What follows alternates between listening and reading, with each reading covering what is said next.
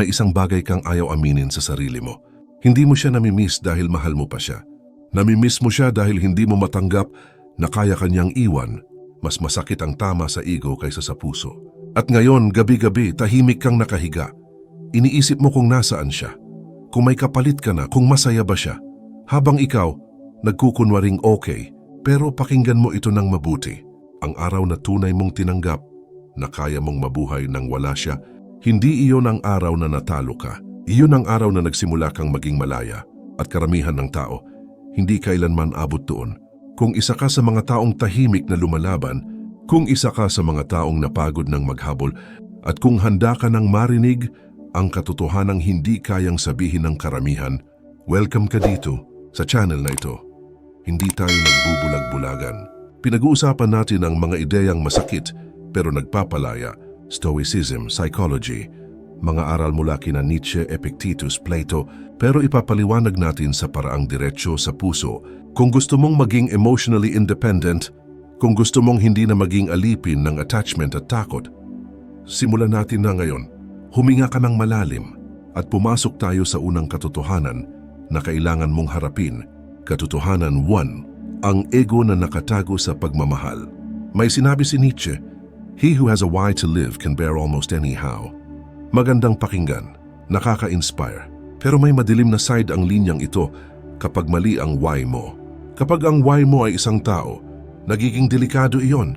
Kapag ang dahilan ng pagbangon mo sa umaga ay siya, kapag ang dahilan ng motivation mo ay approval niya, kapag ang buong mood mo nakadepende sa kung magre-reply ba siya o hindi, hindi iyon pag-ibig. Pagkakabit yon ng identity. Kapag ang kaligayahan mo ay nasa kamay ng isang tao, hawak niya ang mundo mo sa isang daliri. Isipin mo yon. Isang mensahe lang niya, masaya ka. Isang scene zone, wasak ka. Isang malamig na tono, gulong-gulo ka. Ibig sabihin, hindi siya ang problema. Ang problema ay ibinigay mo sa kanya ang control ng emotional thermostat mo. At dito pumapasok ang ego. Hindi natin madalas napapansin ito dahil nakatago siya sa salitang mahal kita. Pero minsan ang totoo ay, mahal kita dahil kailangan kita para maramdaman kong may halaga ako. Brutal pakinggan, pero maging honest tayo. Kapag umalis siya, bakit parang nawalan ka ng identity? Bakit parang biglang wala kang direksyon? Bakit parang bumagsak ang tingin mo sa sarili mo? Dahil ang ego mo doon nakaangkla. Hindi mo lang siya minahal. Ginamit mo siya bilang salamin ng halaga mo. Kapag masaya siya sa'yo, mataas ang self-worth mo. Kapag malamig siya, bumababa ang tingin mo sa sarili mo. At doon ka natatakot mag-let go. Hindi dahil mahal mo siya ng sobra, kundi dahil wala kang sariling sentro. Kapag ang isang puno ay mababaw ang ugat, madaling matumba kapag may bagyo. Ganon din ang tao na ang sentro ay nasa labas ng sarili niya. Ang Stoics, lalo na si Marcus Aurelius, paulit-ulit na pinaalala ito. Look within. Within is the fountain of good. Ang fountain of good ay hindi dapat isang tao. Hindi dapat isang relasyon. Hindi dapat validation ng iba. Kapag ang sentro mo ay nasa loob mo, kahit sino pa ang umalis, hindi ka guguho. Pero kapag ang sentro mo ay nasa kanya, bawat distansya niya ay lindol sa'yo. And ang pinakamasakit dito, minsan hindi ka talaga natatakot mawala siya. Natatakot ka sa magiging bersyon mo kapag wala siya. Natatakot kang harapin ang sarili mong kahinaan, ang sarili mong insecurities, ang sarili mong kawalan ng direksyon. Mas madaling sabihing mahal ko pa siya kaysa amining hindi ko alam kung sino ako nang wala siya. At dito nagsisimula ang tunay na paglaya. Hindi sa pagkuha mo ulit sa kanya, kundi sa pagbuo mo ng sentro na hindi umaasa sa kahit kanino. Kapag dumating ang punto na kaya mong sabihin, mahal kita, pero hindi kita kailangan para maging buo, doon nagiging tunay ang pag-ibig, doon nawawala ang desperasyon, doon nawawala ang takot, at doon ka nagsisimulang maging malaya. Katotohanan 2, ang anino na minahal mo. Naalala mo ang allegory of the cave ni Plato? May mga taong buong buhay nakatali sa loob ng isang madilim na kuweba. Ang nakikita lang nila ay mga anino sa pader, mga hugis na dumadaan sa harap ng apoy. At dahil iyon lang ang nakasanayan nila, akala nila iyon ang buong realidad. Hindi nila alam na may mundo sa labas. Hindi nila alam na ang mga anino ay projection lang. Sa relasyon, madalas ganun tayo. Hindi natin minamahal ang tao kung sino talaga siya. Minamahal natin ang anino niya, ang version niya sa isip natin, ang potential niya na balang araw magbabago siya. Ang future na binuo natin, kasal, bahay, mga plano, mga biyahe. Minsan, mas mahal natin ang possibility kaysa sa realidad. Isipin mo ito ng mabuti. Ilang beses mo siyang dinipensahan sa isip mo. Hindi siya ganito talaga. Pag stressed lang siya, magbabago rin siya pag okay na ang lahat. Pero ang totoo, hindi mo tinatanggap ang taong nasa harap mo. Tinatanggap mo ang projection mo sa kanya at kapag umalis siya, hindi lang siya ang nawala. Nawala ang imaginary future. Nawala ang mga eksenang paulit-ulit mong pinapatugtog sa isip mo. Nawala ang kwentong ginawa mong parang pelikula. Kaya ganun kasakit. Hindi lang tao ang nawala. Isang buong mundo ang gumuho. May psychological term dito, idealization. Kapag may gusto tayo, pinupunan natin. Ang kulang sa kanya gamit ang imahinasyon natin. Pinapakinis natin ang flaws niya. Pinapalitan natin ang red flags ng misunderstood lang siya. At habang tumatagal, hindi na siya ang minamahal mo. Ang sarili mong kwento na ang minamahal mo. Mas madaling mahalin ang idea kaysa ang totoo. Dahil ang idea, hindi ka sasaktan, hindi magagalit, hindi magbabago ng isip. Pero ang tao, imperfect, magulo, hindi predictable. At kapag ang reality hindi tumugma sa fantasy mo, doon nagsisimula ang frustration. Minsan iniisip mo, bakit parang nagbago siya? Pero baka hindi siya ang nagbago. Baka ngayon mo lang siya nakikita ng malinaw. Sa Allegory of the Cave, may isang taong nakawala at nakita ang totoong mundo. Masakit sa mata ang liwanag, nakakalito, nakakatakot. Ganun din kapag nakita mo ang katotohanan sa relasyon. Masakit aminin na hindi siya ang taong inakala mo. Masakit aminin na baka ikaw ang nag-imbento ng kalahati ng love story ninyo. Pero doon nagsisimula ang paglaya. Kapag tinanggap mong anino lang ang minahal mo, hindi ibig sabihin na tanga ka. Ibig sabihin tao ka. May pag-asa, may imahinasyon, may kapasidad magmahal. Pero ngayon, kailangan mong matutong magmahal ng hindi nag-iimbento ng realidad. Kapag umalis siya, hindi lang siya ang nawala. Nawala ang ilusyon. At minsan, mas masakit mawala ng ilusyon kaysa mawala ng tao. Pero tandaan mo ito, mas mabuting masaktan sa katotohanan kaysa mabuhay sa komportableng kasinungalingan. Dahil ang taong lumabas sa kuweba, kahit nasaktan ang mata sa liwanag, siya lang ang tunay na nakakita ng mundo. At marahil, at ting pagkakataon mo. Katotohanan 3. Bakit habang hinahabol mo siya, mas lalo kang nawawalan ng halaga? Machiavelli once wrote, "People are quicker to offend someone who makes himself loved than someone who makes himself feared." Hindi niya sinasabi na maging malupit ka. Yun ang punto niya ay ito, kapag masyado mong ipinapakita na hindi mo kayang mawala ang isang tao, nawawala ang natural na balanse ng power. At sa relasyon, laging may subtle na power dynamic. Kapag ikaw ang mas takot mawala siya, ikaw ang mas attached, ikaw ang mas nag-a-adjust, ikaw ang mas nagmamakaawa, hindi pantay ang posisyon ninyo. Hindi dahil masama siyang tao, kundi dahil ganun gumagana ang psychology ng tao. May tinatawag na scarcity principle sa psychology. Mas pinapahalagahan ng tao ang bagay na hindi madaling makuha. Mas hinahabol ang hindi laging available. Kapag 24/7 kang nandyan, kapag isang chat lang niya, andyan ka agad. Kapag kahit mali siya, ikaw pa rin ang humihingi ng sorry, unti-unting nawawala ang mystery mo. Nawawala ang edge mo, nawawala ang respeto. At ang masakit, habang mas hinahabol mo siya, mas lalo kang nawawala sa sarili mo. Napapansin mo ba? Mas nagiging anxious ka, mas nagiging reactive ka, mas nagiging emotional ka sa maliliit na bagay, hindi dahil mahina ka, kundi dahil nasa survival mode ka. Kapag may takot na mawala ang isang tao, naglalaro ang utak mo sa scarcity. Paano kung hindi na siya bumalik? Paano kung may iba na? Paano kung ako ang mali? At sa takot na yon, gumagawa ka ng mga bagay na hindi mo naman talaga gagawin kapag kalmado ka. Nagte-text ka ng mahahabang message. Nag-e-explain ka ng paulit-ulit. Humihingi ka ng closure na hindi naman niya kayang ibigay. At sa bawat habol mo, hindi mo napapansin, unti-unting bumababa ang tingin mo sa sarili mo. Dahil ang mensaheng pinapadala mo ay, mas mahalaga ka kaysa sa dignity ko. Brutal. Oh, pero ang totoo, hindi attractive ang desperasyon. Hindi dahil masama ang pagiging expressive, kundi dahil ang desperasyon ay energy ng kakulangan. At ang tao natural na lumalayo sa energy ng kakulangan. Kapag nakita niyang kaya mong mabuhay nang wala siya, doon nagsisimula ang respeto. Hindi dahil nilalaro mo siya, kundi dahil ipinapakita mong may mundo ka na hindi umiikot sa kanya. Habang hinahabol mo siya, nawawala ang halaga mo. Habang tumitigil ka, doon nagsisimulang bumalik ang bigat ng presensya mo. Hindi dahil nagbago siya, kundi dahil nagbago ang postura mo. Katotohanan 4, detachment is not a strategy. Dito nagkakamali ang maraming tao. Akala nila ang detachment ay technique, parang chess move, parang psychological trick para bumalik siya. Magiging tahimik ako para ma-miss niya ako. Ipopost ko na masaya ako para magselos siya. Hindi ako magre-reply para ma-curious siya. Pero kung ang katahimikan mo ay may agenda, hindi iyon detachment. Manipulation iyon. At ang pinakamasakit na katotohanan, kapag ginagawa mo yon, nakafocus ka pa rin sa kanya. Ibig sabihin siya pa rin ang sentro. Kung tahimik ka pero iniintay mo ang reaction niya, hindi ka pa malaya. Kung hindi ka nagre-reach out pero araw-araw mo pa rin check. Kung nag-view siya ng story mo, hindi ka pa detached. Kung nagmumukha kang strong sa labas pero umaasa ka pa rin babalik siya, hindi pa tapos ang laban mo sa loob. Ang tunay na detachment ay hindi performance. Hindi ito palabas. Hindi ito strategy. Ito ay panloob na desisyon. Desisyong nagsasabing, kahit hindi ka na bumalik, mabubuhay ako. Kahit hindi ka mag-sorry, okay lang. Kahit hindi mo ako piliin, pipiliin ko ang sarili ko. At kapag totoo iyon, may subtle na shift na mangyayari.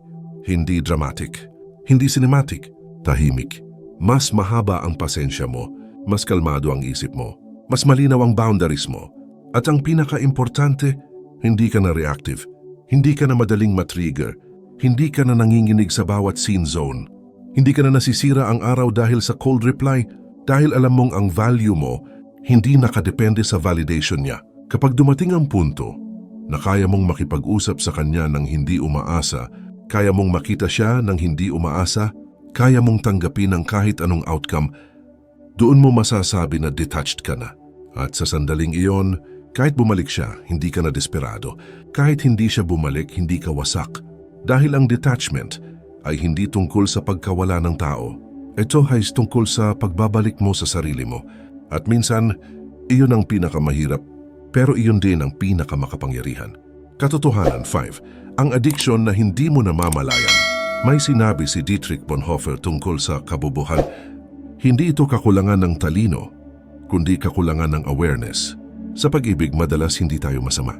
Hindi lang tayo aware. Hindi mo namamalayan na ang attachment mo ay nagiging dependency. At ang dependency, kapag nasanay, nagiging addiction. Kapag chine-check mo kung online siya, kapag in-stalk mo ang stories niya, kahit sinabi mong last na to, kapag hinihintay mo ang notification niya, na parang iyon ang magse-save ng araw mo. Hindi iyon love. Withdrawal iyon. May science dito. Kapag may taong nagbibigay sa iyo ng affection, attention, validation, naglalabas ang utak mo ng dopamine, reward chemical, feel-good signal. Kaya kapag nag-chat siya, sumasaya ka. Kapag may sweet message, parang may spark sa dibdib mo. Kapag may plano kayo, may excitement.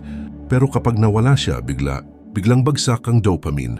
At ang utak mo naghahanap, hinahanap ang dati mong supply. Kaya kahit alam mong hindi healthy, bumabalik ka sa profile niya, pinabasa mo ulit ang lumang messages. Iniisip mo ang mga memories ninyo. Hindi dahil mahina ka, kundi dahil ang utak mo gusto lang bumalik sa familiar. Parang taong gustong mag-quit sa bisyo. Alam niyang masama, pero hinahanap ng katawan. At dito nagiging mapanganib ang romantic attachment. Dahil hindi mo lang siya nami-miss bilang tao, nami-miss mo ang feeling na ibinibigay niya sa'yo. Nami-miss mo ang pakiramdam na may pumipili sa'yo, na may nagbavalidate sa'yo, na may nagsasabing ikaw. At kapag nawala iyon, parang may kulang sa pagkatao mo. Pero ito ang uncomfortable truth. Kung parang droga ang isang tao sa buhay mo, hindi iyon pag-ibig. Pag-ibig ang pumapalakas sa'yo. Addiction ang nagpapahina sa'yo kapag wala siya. Pag-ibig ang may kalayaan. Addiction ang may takot. Kaya mahirap mag-detach. Hindi lang dahil may memories, kundi dahil may chemical pattern ng utak mo na kailangang baguhin. At ang paghilom ay hindi lang emotional, biological din. Sa una, restless ka. Magulo ang isip mo. Gusto mong mag-message kahit alam mong hindi dapat. Pero kapag tiniis mo, unti-unting nag-a-adjust ang system mo. Unti-unting bumabalik ang control sa'yo. At isang araw, Magigising ka na lang na hindi mo na siya unang iniisip. Hindi dahil nawala ang alaala, kundi dahil hindi ka na dependent sa dopamine na galing sa kanya. Doon nagsisimula ang tunay na emotional freedom. Katotohanan 6. Stoic truth. Hindi mo siya pag-aari. Sabi ni Epictetus, "Never say about anything, I have lost it, but I have returned it." Napakabigat ng linyang iyon dahil sanay tayo sa konsepto ng pag-aari. My girlfriend, my boyfriend, akin siya, sakin siya. Pero sa totoo lang, walang tao ang pag-aari mo. Hindi mo pag-aari ang puso niya. Hindi mo pag-aari ang isip niya. Hindi mo kontrolado ang desisyon niya. Nagtagpo lang kayo sa gitna ng panahon, dalawang independent na tao na piniling magsabay ng landas. At kapag umalis siya, hindi ka ninakawan. Natapos lang ang chapter, pero ang ego natin ayaw tanggapin yon. Gusto natin ng permanence. Gusto natin ng garantiya. Gusto natin ng assurance na sakin ka lang. Pero sabi nga ng mga Stoics, ang pinakamalaking sanhi ng pagdurusa ay ang pagkapit sa mga bagay na wala naman talaga sa kontrol mo. Kontrolado mo ba kung sino ang pipiliin niya? Hindi. Kontrolado mo ba kung magbabago ang feelings niya? Hindi. Ang kontrolado mo lang ay kung paano ka tutugon. Kapag tinanggap mong hindi mo siya pag-aari, nawawala ang ilusyon ng pagkawala. Hindi nawala siya sa akin, kundi dumaan siya sa buhay ko. May malaking pagkakaiba. Kapag iniisip mong nawala siya sa iyo, may pakiramdam ng kawalan, may pakiramdam ng pagkatalo. Pero kapag tinanggap mong dumaan lang siya, may pasasalamat, may pagkatuto. Ang problema, ayaw mong isara ang libro. Paulit-ulit mong binabalikan ang lumang pahina, hinahanap mo ang eksenang gusto mong baguhin. Iniisip mo ang mga what if, pero ang buhay hindi draft. Walang edit button. Kapag tapos na ang chapter, kahit gaano mo pabalikan, hindi na mababago ang ending. Ang Stoic mindset ay hindi pagiging manhid. Hindi ito kawalan ng emosyon. Ito ay pagtanggap na ang lahat ay pansamantala. Ang tao, ang relasyon, ang saya, ang sakit. At kapag tinanggap mong pansamantala ang lahat, mas marunong kang mag-appreciate habang nandyan. At mas marunong kang mag-let go kapag wala na. Hindi mo siya pag-aari at hindi ka rin niya pag-aari. Dalawang malayang tao na minsang nagtagpo. At kung ang pag-ibig ay totoo, hindi ito paghawak. Ito ay pagpili araw-araw. At kapag tumigil ang pagpili niya, masakit. Pero hindi ibig sabihin noon na nabawasan ang halaga mo. Ibig sabihin lang noon, oras na para piliin mo naman ang sarili mo. Katotohanan 7. Ang pinaka-uncomfortable na tanong. May nag-message minsan, ginawa ko na lahat, nagbago na ako. Pero hindi pa rin siya bumabalik. Ramdam mo yun, diba? Parang may effort ka. Nag-gym ka. Nag-focus ka sa career. Nagbasa ka ng self-help. Sinubukan mong maging mas kalmado, mas mature. Pero sa likod ng lahat ng iyon may isang tanong, para kanino ba talaga ang pagbabago mo? Nagbago ka ba dahil napagtanto mong kailangan mo? O nagbago ka dahil umaasa kang mapapansin niya? Kung may maliit na boses sa loob mo na nagsasabing, sana makita niya kung gaano na ako nag-iba, hindi pa iyon tunay na transformation. Negotiation yon. Parang sinasabi mo sa universe, o inayos ko na sarili ko. Pwede na ba siyang ibalik? Pero ang paglaya walang kondisyon. Hindi ito kontrata. Hindi ito exchange program. Kapag ang paghilom mo ay may inaasahang kapalit, hindi ka pa gumagaling. Nakikipag-bargain ka lang sa sakit. Sa psychology, may tinatawag na bargaining stage sa grief. Isa ito sa mga natural na yugto ng pagkawala. Nagkamali ako, babawi ako. Kung mas naging ganito lang sana ako, kung maibabalik ko lang ang oras. Pero ang totoo, hindi mo kontrolado ang desisyon niya. At kahit maging perfect version ka pa ng sarili mo, walang garantiya na babalik siya. At dito pumapasok ang pinaka-uncomfortable na tanong. Kung hindi siya babalik kahit kailan, ituloy mo pa rin ba ang pagbabago mo? Kung ang sagot mo ay hindi ko alam, hindi pa siya ang na-let go mo. Ang totoong growth ay tahimik. Hindi ito may audience. Hindi ito may target na taong gustong ma-impress. Ito ay personal. May mga pagbabago na hindi niya kailanman makikita. May mga pag-iyak na walang makakaalam. May mga gabi na ikaw lang at ang konsensya mo ang magkausap. At doon nabubuo ang tunay na lakas. Kapag ang dahilan mo ay, gusto kong maging mas mabuting tao dahil deserve ko ang mas maayos na buhay. Hindi dahil gusto mong patunayan sa kanya na mali siya. Doon nagsisimula ang tunay na paglaya. At heto pa ang isang mas masakit na katotohanan. Minsan, hindi siya babalik. At kahit bumalik siya, hindi na siya ang taong gusto mo. Dahil habang busy kang naghihil, nagbabago ka, nagkakaroon ka ng standards, nagkakaroon ka ng clarity, nakikita mo na ang mga bagay na dati mong tinotolerate. At isang araw mapapaisip ka, bakit ko nga ba siya hinabol ng ganun? Pero hindi mo makikita iyon kung nakatali ka pa sa kondisyon na maghihilom lang ako kung babalik siya. Ang tunay na freedom ay ganito. Magpapatuloy ako. Magiging mas mabuti ako. Hindi para makuha ka ulit, kundi dahil iyon ang tamang gawin para sa sarili ko. At kapag dumating ang punto na kaya mong sabihin, kahit hindi ka na bumalik, okay lang. Hindi ko na kailangan ng validation mo. Doon mo masasabi, malaya ka na. Hindi dahil wala ka nang nararamdaman, kundi dahil hindi na nakatali ang pag-usad mo sa presensya niya. Maraming tao ang naghihintay ng mensahe, naghihintay ng sorry, naghihintay ng pagbabalik. Pero ang tunay na tanong ay hindi, babalik ba siya? Ang tunay na tanong ay, kapag bumalik siya, gusto mo pa ba?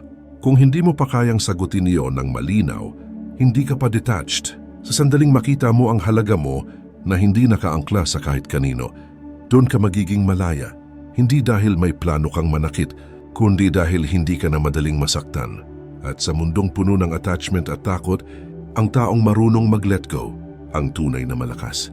Kung umabot ka hanggang dito, ibig sabihin may bahagi sa iyo na handa ng magbago. Hindi madali ang detachment, hindi ito isang desisyon lang, proseso ito araw-araw. Kaya gusto kong iwan sa iyo ang isang challenge. Ngayong linggo, gumawa ka ng isang bagay na para lang sa sarili mo. Hindi para ma-impress siya, hindi para magselos siya, kundi para buuin ang sentro mo. At kung may natutunan ka sa video na ito, i-comment mo sa baba ang isang realization mo.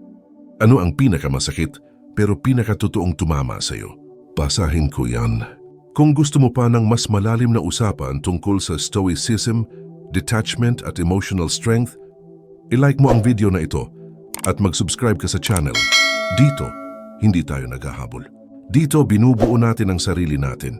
At tandaan mo, ang taong hindi takot mawalan, siya ang may pinakamalakas na presensya. Kita-kits sa susunod na video.